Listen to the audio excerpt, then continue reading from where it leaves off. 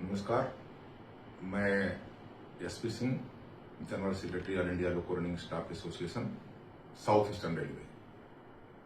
साथ ही आपने देखा होगा कि माइलेज रेट जो कि डीए 50% बढ़ने के बाद 25% बढ़ना था, उसके ऊपर हमारी आपत्ति दर्ज हुई थी।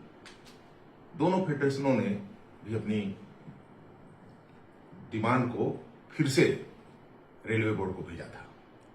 पहले बड़े फेडरेशन के द्वारा कहा जा रहा था कि हमने इसको पीएनएम का एजेंडा बनाया, डिस्कशन किया और 25% बढ़वा रहे हैं और यह मेरा अचीवमेंट है।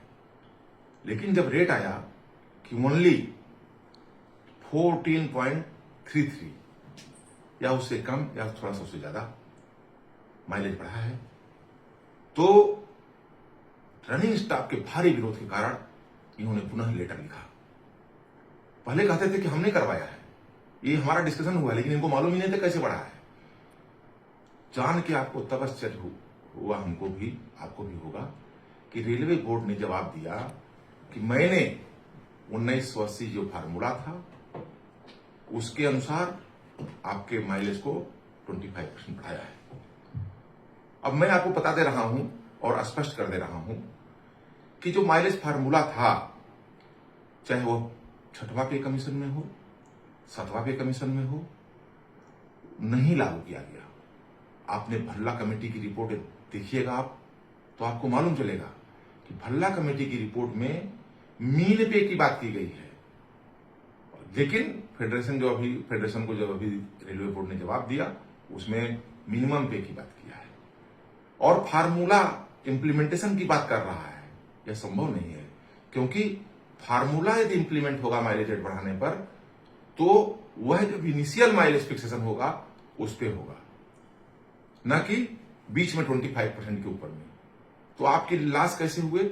एक तरफ तो आपको मीन पे के जगह पे मिनिमम पे दिया गया, अभी वहां एक लॉस कर दिया गया और फार्मूला की बात लाई गई, न कि 25% बढ़ाने की। दूसरी तरफ इनिशियल जब माइलेज आया तो वहां आपके फार्मूला की बात नहीं की गई, जिससे इधर आपका 14.33 जो आया, यहां आपका लॉस हुआ और इनिशियल स्टेज में लॉस हुआ। इसलिए एलआरसी जो है आपको 1980 फार्मूला के अनुसार अपने बात पे दृढ़ है कि हम 1980 फार्मूला के अनुसार माइलेज रेट में बढ़ोतरी चाहते हैं और 1980 का पहले फिक्सेशन किया जाए हमारा 6वां पे कमीशन में, 7वां पे कमीशन में, फिर उसके अकॉर्डिंगली जो हमारा माइलेज बढ़ाया जाए।